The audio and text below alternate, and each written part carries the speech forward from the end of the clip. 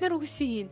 اكو جملة احنا نقول بالروسي: твои глаза подобны Багдаду, красивые даже когда грустные. يعني بالعربي شو نقول؟ عيونك مثل بغداد، حلوة حتى بالحزن. يعني هاي معروفة بروسيا؟ معروفة بروسيا، يلزقون على دقيقة ذكرتيني بشغلة همزين قبل لا انساها. انت مو مرة قلتي من التقينا قلتي لي اكو بروسيا يكتبون على السيارات شيء له علاقة ببغداد؟ شلون نسيناها؟ اني بوقت قلت اكثر من مرة يعني، وصدمت انه ما حد يعرف بهذا الجملة. ما غريب. احنا روسيين. اكو جملة احنا نقول بالروسي: твои глаза подобны Багдаду, красивые даже когда грустные. يعني بالعربي شو نقول؟ عيونك مثل بغداد، حلوة حتى بالحزن. يعني هاي معروفة بروسيا؟ معروفة بروسيا، يلزقون على السيارات. شايف من يقولون هذا، يلزقون على السيارة بالانجليزي my life my rules وكذا. نفس الشيء يكتبون بالعربي وجوا ترجمة بالروسي. وهذا الشيء عندنا يعني كلش معروفة. أنا صدمت إنه أنتم ببغداد ما تعرفون. أكثر من شخص سألته قال لا ماكو شيء. جاد تعرف معلومة؟ ما نعرف.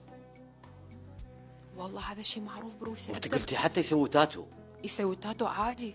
إحنا أصلاً نحب، يعني نحب لغة عربية، نحب.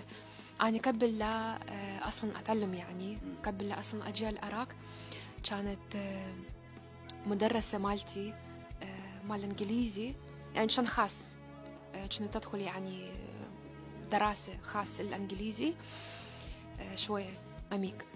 فكانت هي بنفس الوقت تعرف عربي، وأنا كنت دائما أقول لها الله عليك بس أقري لي شيء عربي، احكي لي شيء عربي، لأنه أنا قبل لا أتعلم عربي يعني أنا كروسية أسمع عربي أبالك الأغنية، أبالك فد شيء يعني شايف هذا كماش يكون هيك بحركات، والله هيك تصير حتى كتابة عربية يعني عباك زخرفة.